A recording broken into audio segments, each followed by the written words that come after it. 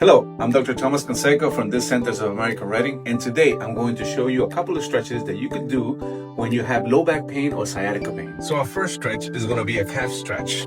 Whenever you have pain that starts in your low back and it runs down into your lower extremity, we have to address the calf muscle. So we're going to find a frame, a solid wall. You're going to put your toes pointing up, and then you're going to drive your hip forward. Okay, that will create a pull in your calf muscle and even in the lower hamstring. Hold it for 10 seconds, 10 reps, just so you can see it better. Toes pointing up, and then I'm gonna drive not my chest, but my hip, and that will give you a very, very powerful stretch in your calf.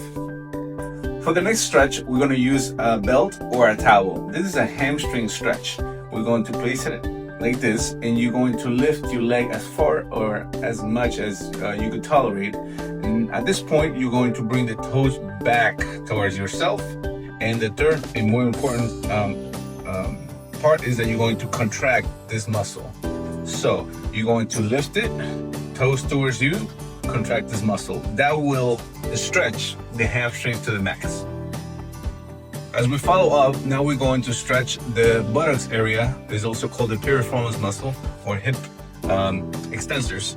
So we're gonna put our foot like this, almost as if you're reading a newspaper. With this hand, you're going to support the ankle, and with this one, you're going to push down. Gonna push down, you're gonna count to 5 or 10, whatever you're able to tolerate it. And the second part of this stretch is that with both hands, you're going to grab your knee and you're going to bring your chest to your knee and your knee to your chest, creating a nice stretch right here in this area. If you have sciatica pain, this is a perfect stretch. Let me do it this way.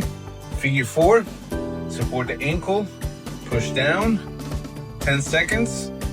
And the second part, and more important for sciatica pain, with both hands, support the knee and bring it towards the opposite chest and turn a little bit.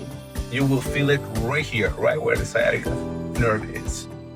Last but not least, our hip flexors, especially the psoas muscle. This muscle usually contracts, especially with the people that are sitting for long periods of time, such as drivers or people that have desk jobs. If my pain is on the left, and I'm going to use this as an example, the left foot is going to stay put. I'm going to put my right foot over the chair or the bench, whatever, and you're going to put your hands here. You're going to do a deep lunge, and to ensure that everything is aligned, you're going to look up, and that is already giving me a nice stretch here in my hip flexor and in my back. But even to make it better, I'm going to lift the same side hand, and then I'm going to turn this way. Now I'm fully stretching the psoas muscle. So do 10 reps, hold it for 10 seconds. So it is recommended that you do these exercises daily. 10 repetitions, hold it for 10 seconds. I'll see you in the next video.